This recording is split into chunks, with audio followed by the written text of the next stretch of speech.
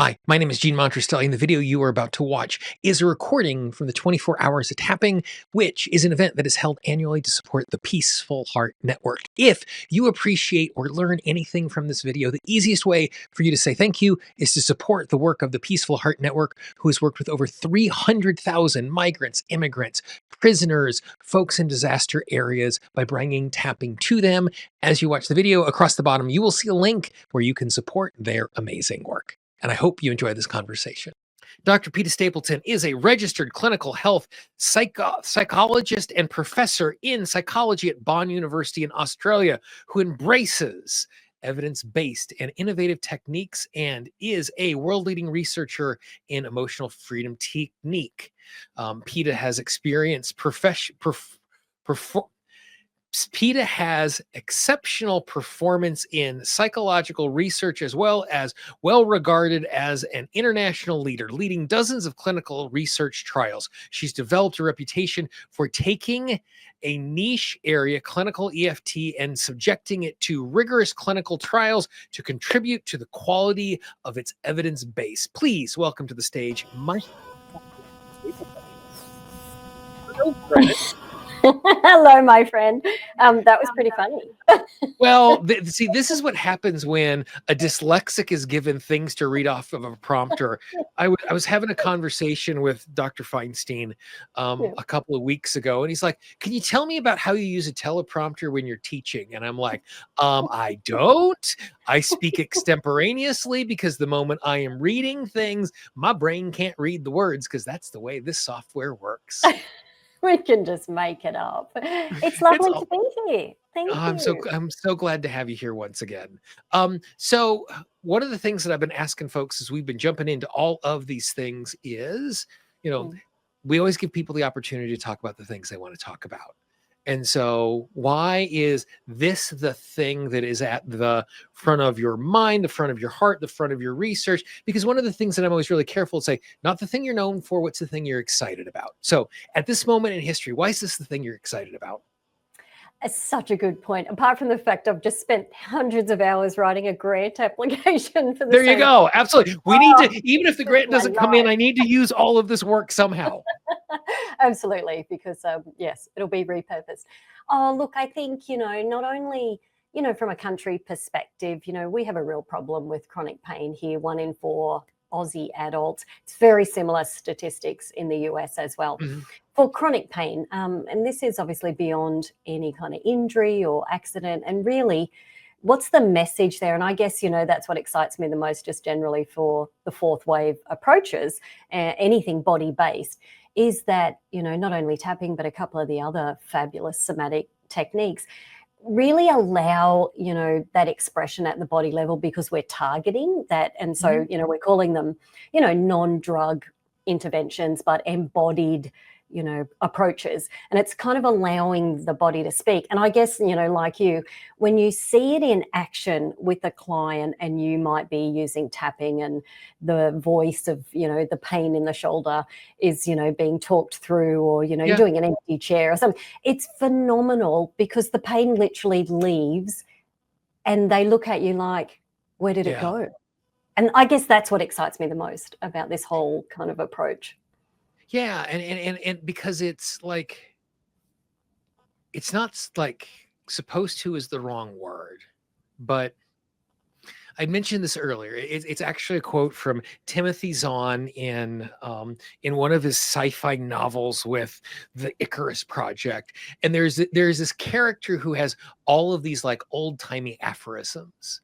And one of the ones he says is, they were like, "Well, I'll be surprised if I ever see you again, because there's this big galaxy and they're going these separate directions."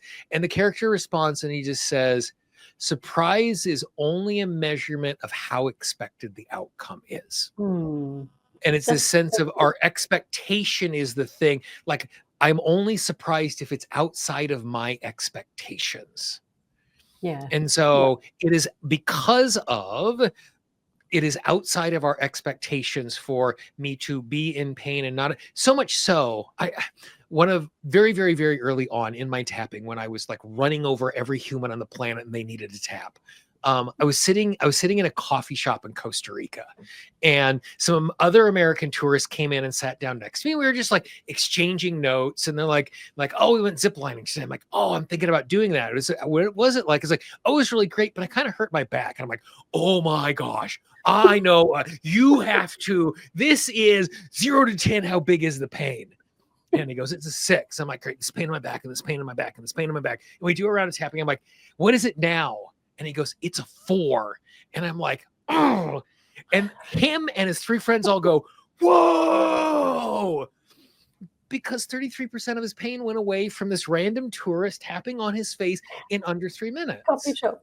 Yeah. And my expectation was, well, if I didn't get to a 0 and a suds level, I failed in doing this tapping thing. And like recognizing that expectation engages in it. So if we are like, so let's talk about this idea and the value of giving pain voice. Like this, like for me, I find this sense of the biggest obstacle for me being successful in tapping is my conscious mind.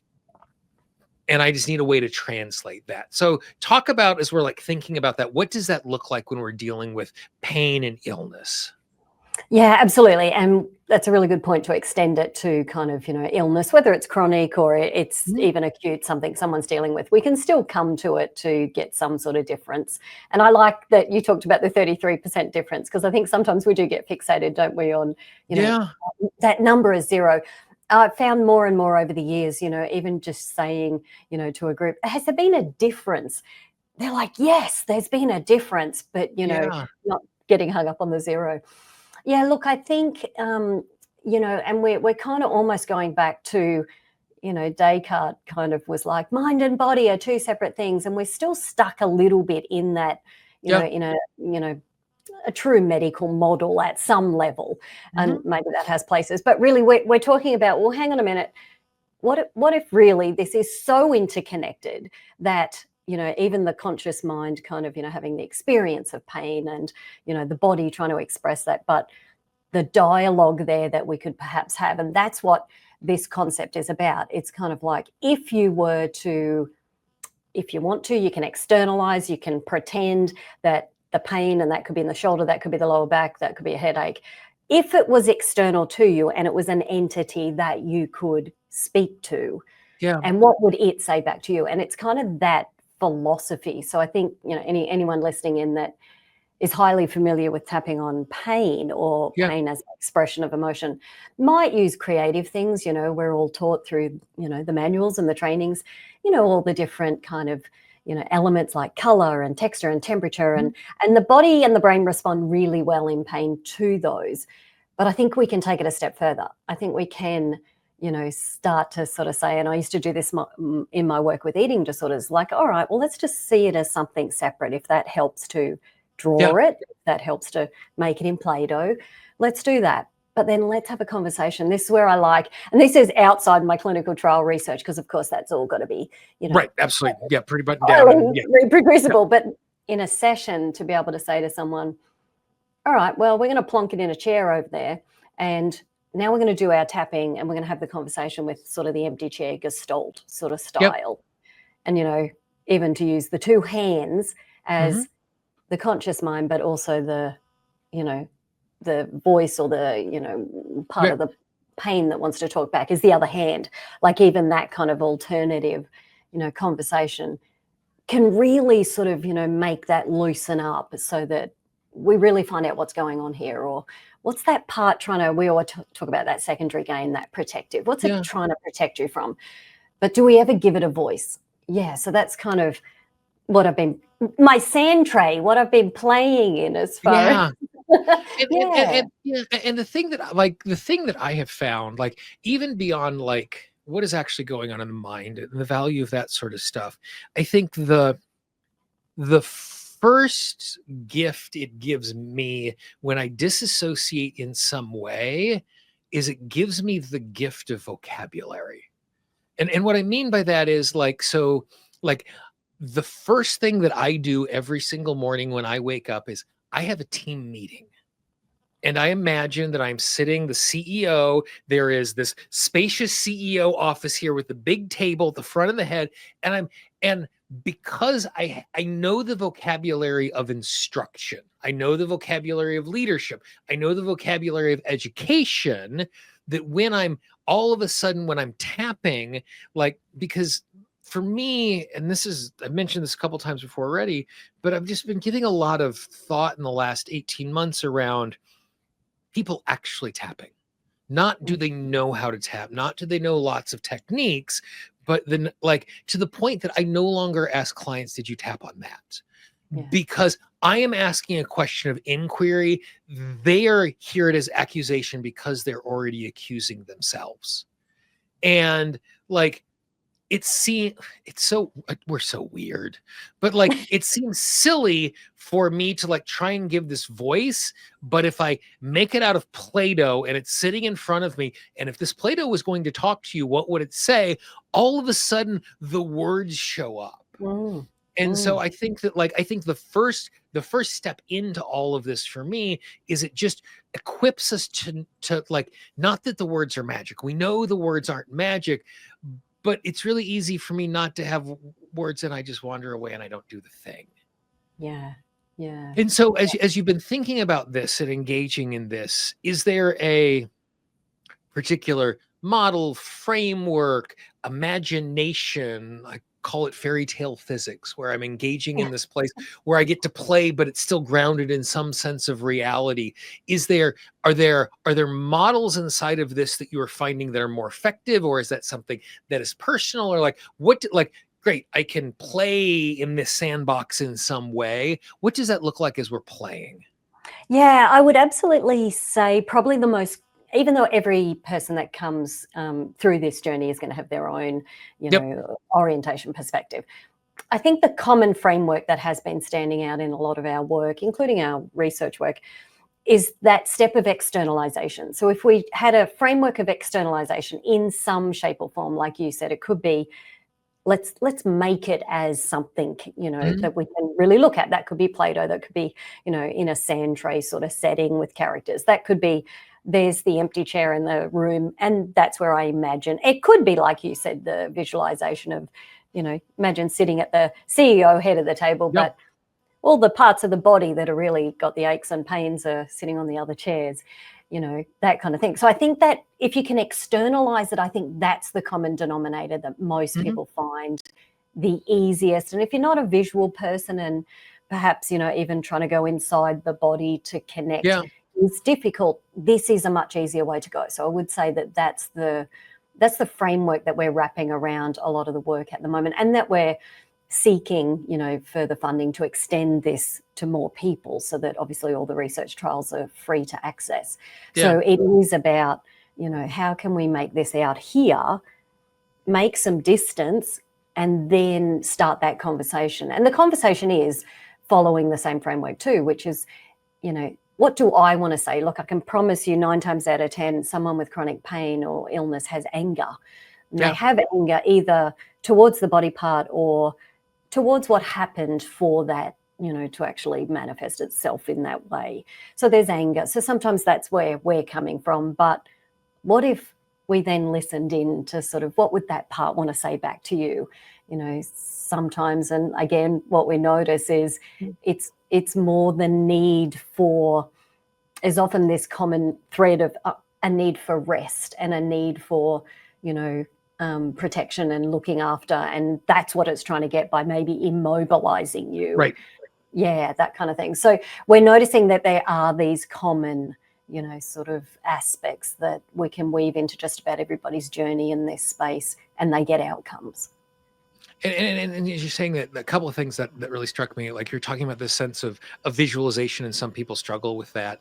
One of the things that I have had to train my vocabulary when I'm working with clients and myself is to say imagine instead of Mm, visualize or mm, see, because then it gives them the opportunity to take whatever their internal modalities are. Like, we all know what imagine means, because, and what's so funny is I am one of those people who, like I'm not completely visual blind in my imagination, but it's pretty close.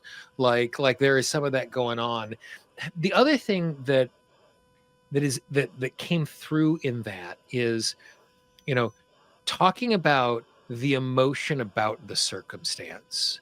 So often we're in a circumstance where I have a problem and I want to go after the problem. And for me, the emotion about the circumstance is a pain or four of stained glass, Mm. which make it really, really hard for me to see, to visualize, to engage with the thing that is there. And I really love the fact that just by the nature of giving ourselves permission to externalize this, well, how do you feel about this thing? Like, because like consciously, subconsciously, I have a hard time like screaming. Like I can beat myself up pretty good, but if I like just moving it away from me, it gives me that permission to be honest with that thing in that way. Is that what you're like? That's just gut instinct from my own lived experience. I'm a sample Mm. size of one. Is that what you're recognizing in that sort of thing, or what's going on in those steps? Because it feels like it's Yeah. more than just I put it outside of my body and I tap.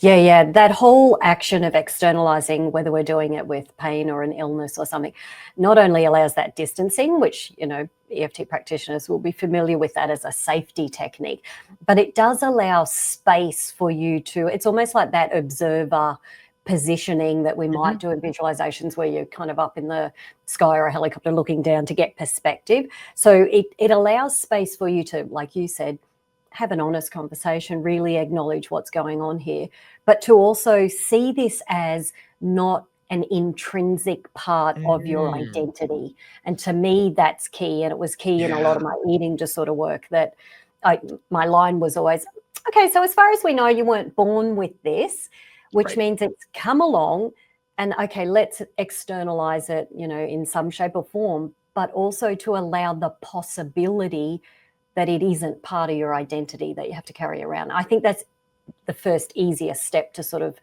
acknowledge that and see it, to kind of go, oh, okay. And what would I be like if it wasn't in me anymore? Yeah. Yeah. And and for something that like for something like physical pain, illness, chronic illness, like I'm rarely apart from that. Like I can be afraid of public speaking, but I'm only confronted with that a certain amount of time. I can be afraid of spiders, I'm only confronted with that a certain amount of time. But if it's something that is embodied in me, it's carried with me everywhere I go, particularly if it's a circumstance, if it's something that not is necessarily immobilizing, but is limiting. Every single time I encounter it, it's with me all the time. I could see, like, I think that's really, really insightful that, like, part of the problem is we take it on as an identity, as this is who I am, this is where I am. Even, and like, even if we're in a circumstance where we're dealing with something that might actually be with us for the rest of our lives, because Mm. there are physical Mm. things that impact us that can be with us for the rest of our lives, but still being able to like create that step away where this is not what I am, this is what I'm experiencing, this is circumstance, that sort of thing. I could see Yeah. that as being super, super liberating. Yeah, and incredibly powerful just to be able to cope, even if it is something someone has to live with, and manage. So a lot of, self-management around these chronic illness areas, because it is going to be with you for the rest of your life. That's a really different, empowered position to be in Yeah. life. So to say, yeah, it's something that I deal with and I cope with, but it's not me. Yeah. Yeah. Mm. And that, like one of the fundamentals I've worked from a really long time is like change can only happen if I change the way I see myself, the way I see the world, or both. Mm. And recognizing that almost all of the work that we're doing is an identity shift. It's either an identity shift about ourselves or it's an identity shift about the world. Yeah. And so as you've been working with this, pain and illness, like that's that's kind of a wide swath of things that we could put into that particular thing. um because of the nature of the work that you're doing, and like trying to do it in a very methodical, measured way for the value of all the research that's coming from that sort of stuff. Where are you finding the kind of boundaries of what is possible? And I hate saying what is possible. What are the boundaries of where you're bumping into where results are diminishing? I think so. Not to put a value judgment on that thing, but just look at it from a data point of view. Yeah, I guess this is where we're constantly surprised still. No, Yeah. We shouldn't be, because, even we've done functional MRI studies in this area, Right. and even kind of, 6 weeks after a program, sort of going, the brain's actually physically changed here with chronic pain. Like, even that Yeah. made us sort of go, what are we doing? Like, so as far as, the data wasn't diminishing, it was, Right. I'm still getting emails from people going, oh, I forgot I was in your chronic pain research because I just don't have my pain anymore. Like, it's mind boggling. Yeah. But to come back to that question, I guess, of, because, even we've run cancer research trials, and we are actually exploring that again for Yep. the year ahead, and I guess, it's to me, a delicate balance, that we've got these amazing tools that can help, obviously, our biochemistry. We know cortisol responds with tapping. We know inflammation can respond. We know, all these kind of psychological outcomes can occur. But at the same time, I guess being really careful, to maintain hope. And that's what's on one hand for me, that hope that people will get some relief from whatever it Right. is. But at the same time, like, expectations, because I think, that's the other, and that's probably the bit that, if you talked about, what are the limits in my world with some of this, and more that EFT's exploded and been embraced, as we know, worldwide. There's been this hope and expectation that it will be this cure-all for everything. And to Yeah. me, there's a delicate balance there, and particularly in this space we're talking about today, that absolutely it can be supportive, and it can be, like an adjunct, and that can be life-changing in itself, Yeah. even though someone still might live with a chronic illness, or still might have cancer, or still might have some pain.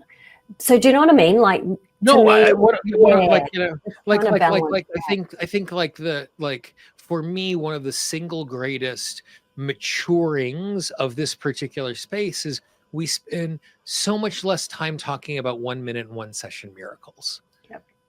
And it makes sense in the beginning why those are the stories we tell, because if we are trying to if we're trying to carve out credibility, I'm going to tell you the most amazing thing possible, because then I'm going to make you believe, which isn't the Mm. case. But like, I understand that particular natural impulse. And the other thing is like, I wouldn't it be pretty if, like every single time I sit down to tap, I've used this phrase multiple times today already, but every time I sit down to tap, my desire, and sometimes it's my expectation, unfortunately, but my desire is total, eternal, instant transformation. That's all. I mean, that's all I want, is that sort of thing. And when we have, and I guess part of like you're saying, we have these moments of surprise where we're seeing what's going on, because the the lines are so unclear about where this stops and where it ends. And the other thing is, like, symptoms are a neural network of causes and symptoms. It's not, I have one thing, therefore I have one symptom. There are 5 things that I could be experiencing that create 5 unique symptoms, and any one of these 5 things could create these 5 symptoms. And so, depending on what the origin is or what the outcome is, maybe the methodology is useful and maybe the methodology is not useful. And so, like, how do we balance those expectations when I'm in a circumstance where I'm either having friends who are working with the same practitioner, or me and someone else are going through a trial together, and they're having results and I'm not having Yeah. that. Yeah. And Yeah. like managing that you know, and when we're talking about like chronic illness and stuff like that, like the desire the desire to find something that is just a panacea that takes care of everything, like that, it's so easy to get our hopes up in that sort of way. Yeah. You nailed it.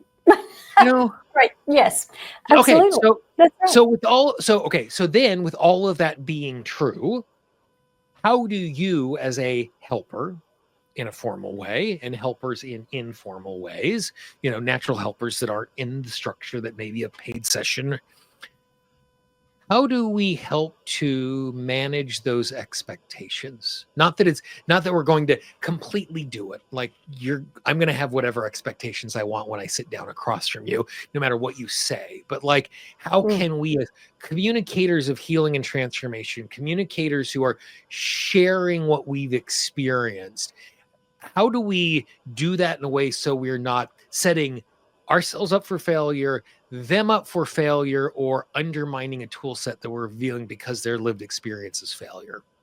Yeah, it's a really good question, and I probably always, and even if we're, we're holding the space for our practitioners and therapists that are Mhm. leading some of our research trials, it is probably about holding it very lightly, but also giving the message of, no strong promises and things like that. And yes, of course, we know the research says this, and this, and it's all very positive, but Yeah. everyone's, an individual, and it may be that individual nuances need to really be, attended to. And we try to do that in all our research trials. So everyone gets their own personal experience in breakout rooms Mhm. or in the room itself.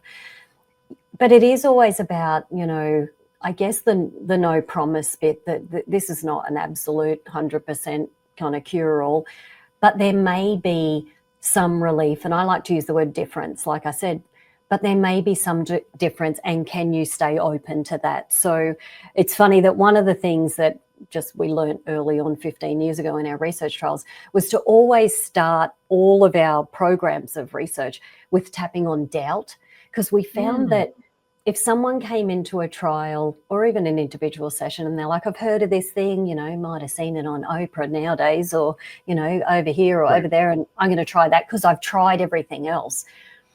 We do always sort of ask, all right, so yep, the research says this.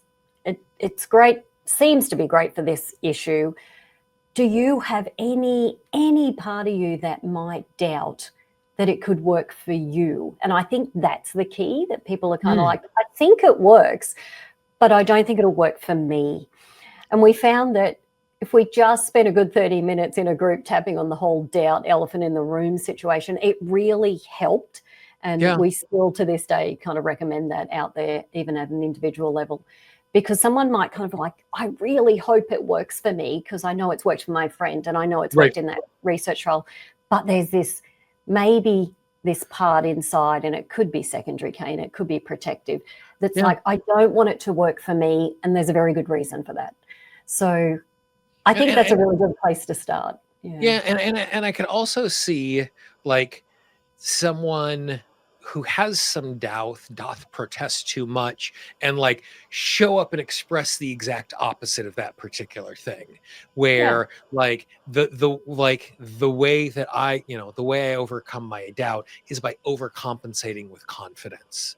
That I could Yeah. see myself going into something like this and there is doubt, but I don't want to be the person who is doubting. I don't want to be the thing, so I'm going to push my expectations to the other direction so I don't have to confront that particular thing. And Yeah. by normalizing that sense of it's okay for me to doubt something like this stepping into a trial. I could see that as being, because I've had the opportunity to be parts of trials before, and there's a part of me that I don't want to let down the people who have invested all of this Yeah. time and money into that thing. Yeah. And as Yeah. someone who is trained in the sciences and know that I don't want to be a biased participant. I want the science to speak for itself. I want this to be, a really valid study in that particular way, but I also could want to be in a circumstance where I don't want that particular thing to happen as we're engaging with that. And so I Yeah. really that's nugget that I'm Yeah. putting in the back I of my know. head I about agree. this place with doubt like that. Yeah. That's such a beautiful, thoughtful thing as we engage with it. I Um, think so. And that expectation bias can just get in the road sometimes. And yeah, and even if we've had clients like, no, I don't have any doubt. Our answer is, let's tap anyway. That's right. And and often that is the part that they go, oh, actually, I did have some and I didn't realize. So Yeah. yeah, it's always a way around. And I think that, like, I think, like, the single biggest difference between me and a practitioner I was 3 years ago is the speed that I work. And I work so much, just so much slower. And I found that the depth and quality and lasting of the work has responded dramatically from that particular piece of it. And like, I think it's a great piece of permission you are giving us by going, even if it isn't something that's there, like, because, like,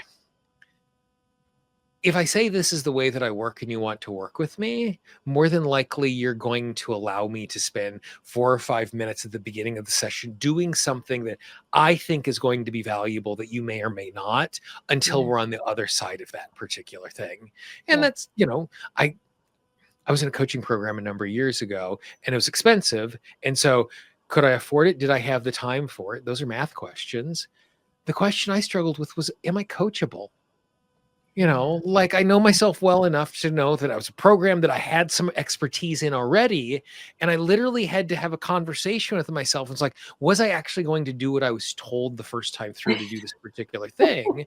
And taking advantage of that when we're working with someone to say, yes, we can do that, but I would still love to do this particular step before we get there. I love the fact that that's just your MO as you're engaging with all this stuff. Yeah. And it's Amazing. based in your experience of seeing it work in that way. Yeah. So with this, all of the time that you've spent writing these grants and moving into the next thing, like, what are you, magic wand, poof, you got the money. Congratulations, it has happened. I'll know by November. Yes. So, What so does it what look is, like? yeah, what's the hopes? What are you working with? Like, what are you, like, is this, are you confirming stuff that you've done before? Is this the next step along a process? Like, I would love to hear where you are in that process. Yeah, that's amazing. And I'm now very clear because the grant was finished yesterday. So Good. I know, may not have known a month ago. Look, I think it's a paradigm shift. So if we got the money, it's 5 years worth of funding. And it is a paradigm shift in the medical space Okay. from an embodied pain approach, non-drug intervention Yeah. for chronic pain. And it isn't just EFT. For us, it is a couple of others, again, at the body intervention level, psychological intervention.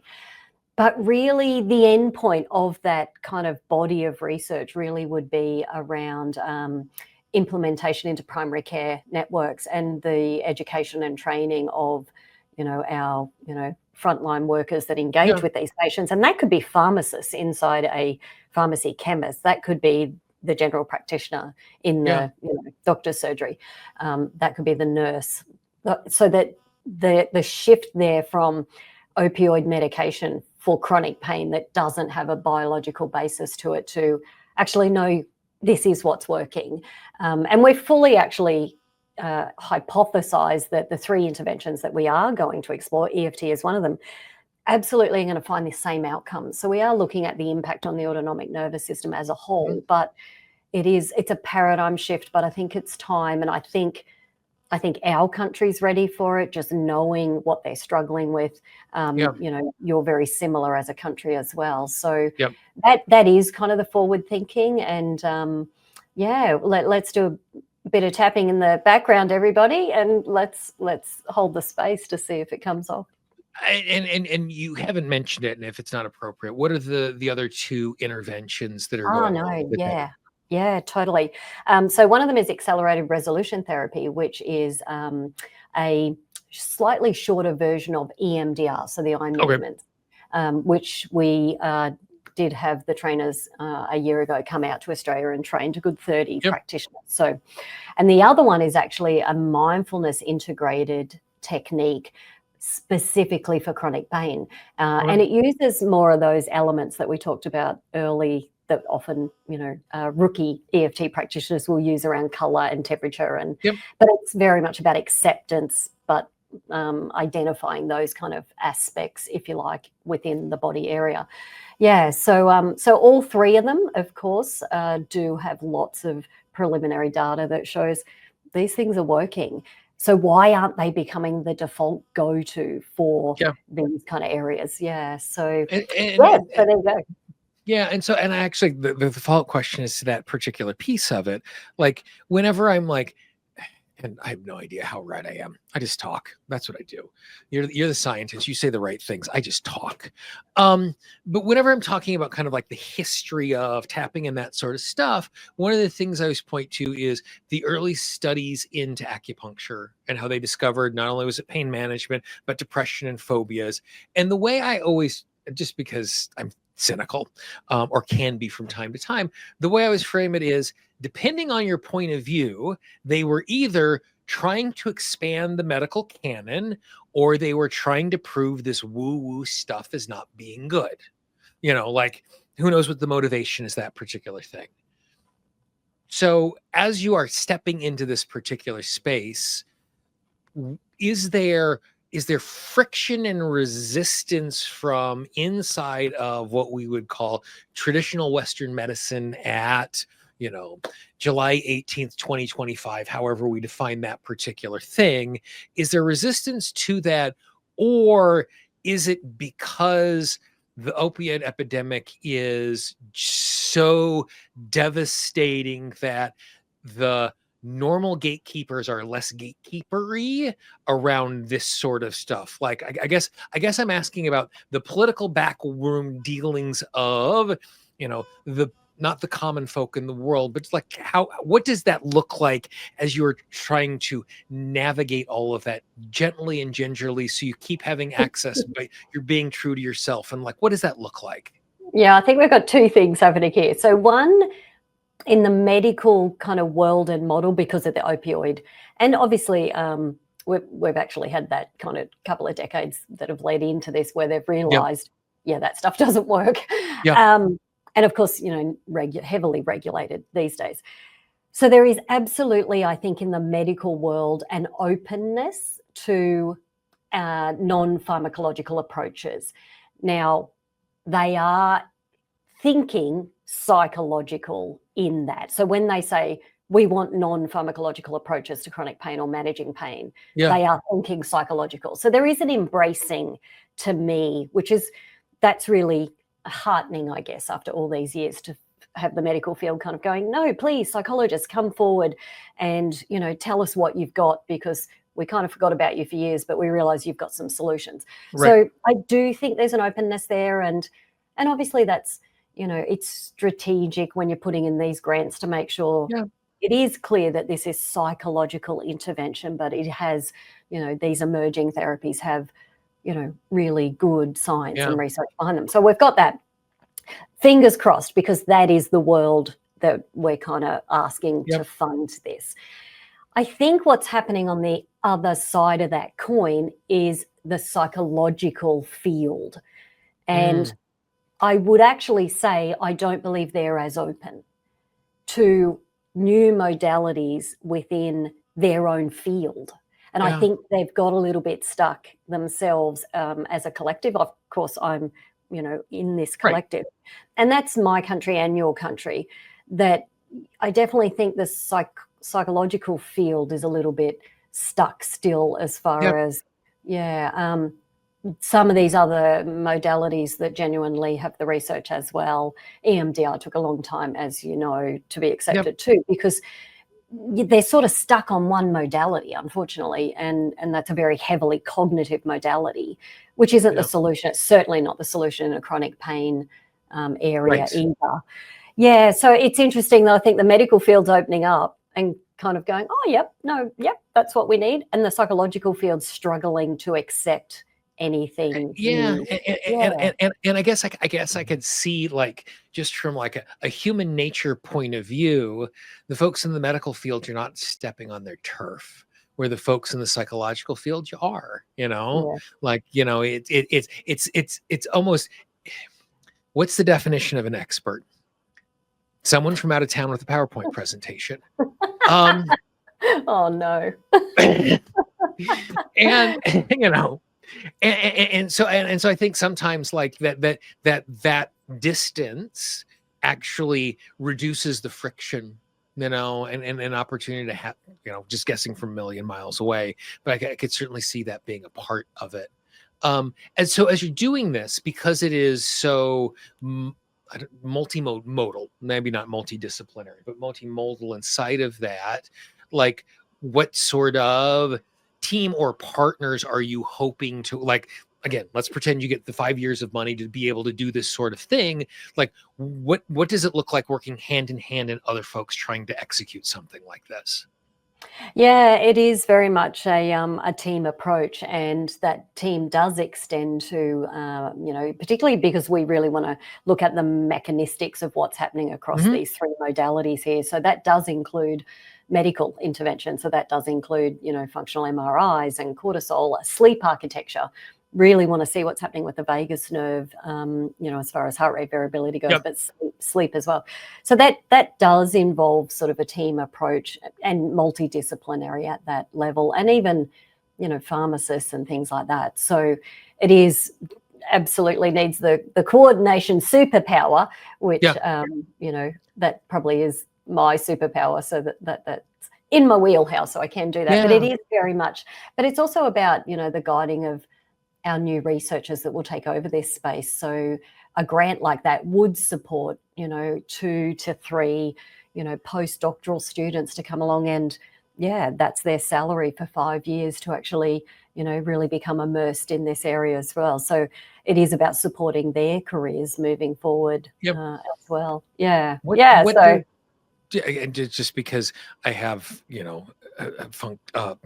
a brain that thinks in this particular way, what does 5 years of research like this cost? Or not, what does it cost? How much are you asking for to do 5 years? Again, if you can share, like if you can't, I understand. yeah, But like, no, that's okay.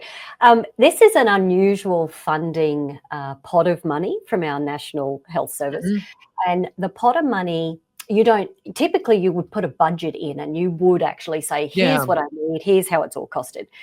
This particular pot of money is very much about supporting leadership in research, and where you are in your career equals a certain amount of funding, and that is Okay. predetermined. So they actually just say, here's an amount of money per year because of where you're at in your career. So Gotcha. all I kind of have to justify is me. So 70% of the application is about me. It's quite interesting and weird at Right. the same time to be writing this. And what it really looks like is about $800,000 a year for 5 years. So it is And that's multi-million. and that's $800,000 Australian, yes? Yes. Yeah, So Aussie per so year for our for 5 years. American folks, it's a little more than $500,000 a year, Yeah. plus or Yeah. minus. Yeah. Yeah. And that's your playpen, and that's Mhm. your money that sits in the bank account. And if you want to pay for functional MRI studies, if you want to pay for cortisol, if you want to run a group Gotcha. here, you just it's your money to use. So if I want to pay for, the salary for someone, that kind of thing. Yeah. So it's sort of how it works. So yeah, so been an interesting process, because obviously these Yeah. things take hundreds of hours, Right. but at the same time, they do have a call in our country for answers to this problem, because you can literally apply for anything, but there is a very strong need. So let's hope that they're open and That's willing. right. So I have a personal question engaging with all of this, because you said that I have more clarity today than if we had a conversation a week ago, 3 weeks ago, whatever. Other than like the clarity about the layout, the methodology, the pieces, parts, the who I want to include, the things like that. Like not the functional bits and pieces of it. Yeah. What's the thing that you discovered about research transformation, thinking about pain, thinking about illness? Because the moment you have to like forward think your way into 5 years of all of these different moving parts, it's like I'm not just thinking about, oh, there's going to be this question 3 years from now. I have to surface the question, or at least have a sense of what those questions are going to be, to talk about something over a 5 year arc.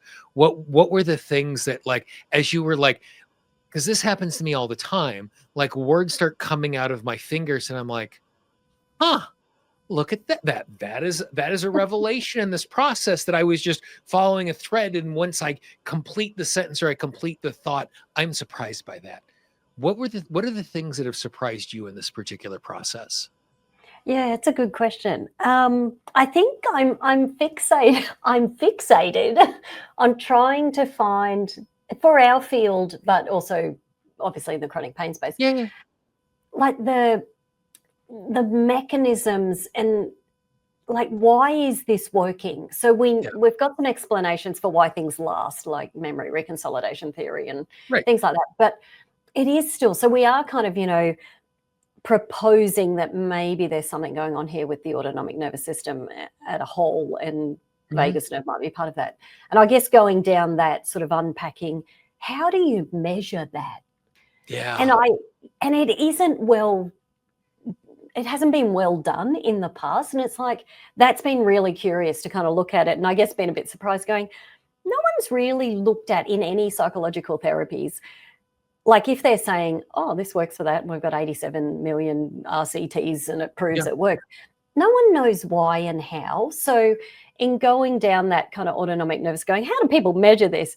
I was really surprised to kind of see and find studies might look at one thing, but there's no kind of big Yeah. overarching picture. So that was quite a surprise to me. But I guess at some level too, in the psychology world, that we don't have a lot of other therapies, including our gold standards, that are measured in that way. Yeah. Yeah, so I'm coming back to that question of, well, why is this working? How is this working?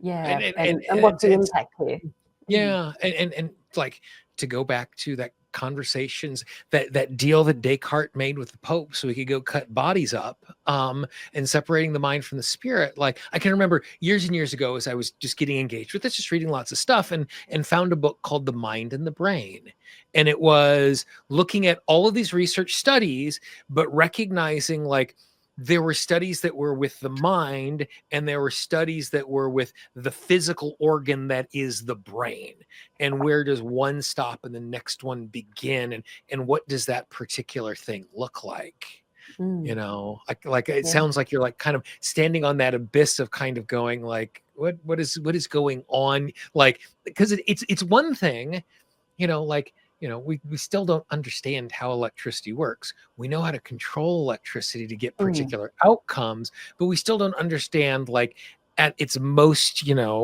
particle level, the mechanism of why the mechanism works. The mechanism is now predictable to the point that you and I can be sitting on opposite sides of the world having a conversation where we can see this stuff and we have hundreds of people joining us inside of that because we mm, understand how to manipulate it, but we don't know mm, why. yeah, and some people need to know why.